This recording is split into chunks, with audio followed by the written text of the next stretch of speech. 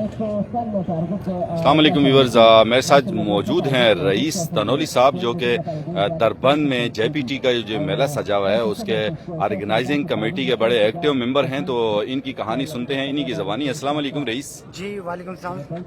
رئیس پہلے تو آپ کو بہت بہت مبارک ہو، ماشاءاللہ اتنا زبردست میلہ آپ نے سجایا، آپ آرگنائزنگ کمیٹی کے ممبر بھی ہیں اور آج سیمی فائنل یعنی سمجھ لیں کہ یہاں کا آج لاسٹ میچ ہے، تو کیسا رہا آپ کا ایکسپیرینس، کیا کہیں گے جے پی ٹی کے لیے؟ جی سب سے پہلے تو میں تمام ناظرین کا جو آپ کے پیج سے دیکھ رہے ہیں ان کا شکر گزار ہوں، اور دوسرے نمبر پر جرگہ پاکستان ٹرسٹ کا بہت بڑا شکر گزار ہوں کہ اس علاقے کے نوجوانوں کے لیے اپنا ٹیلنٹ شو کرنے کے لیے ایک بہت ہی اچھا پلیٹ فارم مہیا کیا ہے۔ اور اس کے علاوہ یہ رنگا رنگ میلہ جو سجا ہوا ہے یہ ہم لوگوں نے بہت ہی انتھک محنتوں کے بعد ہی سجایا ہے۔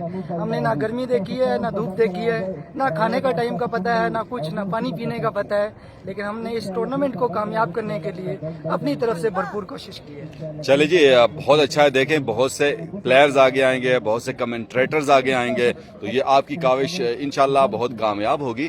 تو آپ کیا کہیں گے جے پی ٹی سے کہ آئندہ بھی انشاءاللہ یہ میلہ جو ہے اسی طرح سجتا رہے؟